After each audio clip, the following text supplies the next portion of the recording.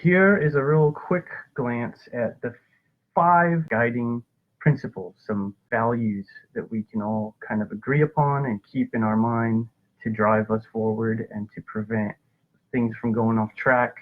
I looked at everything from the ancient Stoics, the philosophers, to modern day psychologists. One thing I started with you guys is just every day popping in one of these Kekich credos. David Kekich came up with the 100 credos. So every day I've been sharing one of those as something to meditate on because they're phenomenal. Jordan Peterson has a new book out called 12 Rules for Life, but originally he distilled that from his list of like 40 principles to live by, and they're all great. I wouldn't necessarily implement every one of those, but they're each a really interesting thought exercise.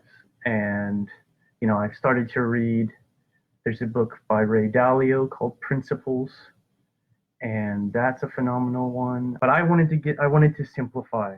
All things simplify. So it was important to narrow things down to the few most important priorities, and these are them.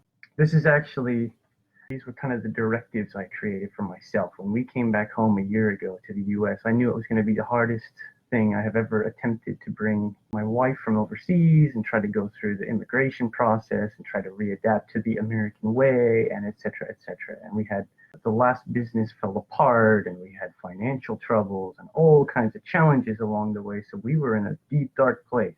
We're still clawing our way out of it.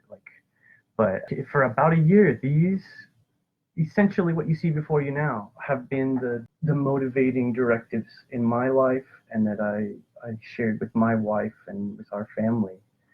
So I've distilled them into a translation that will work for building our business and our community upon.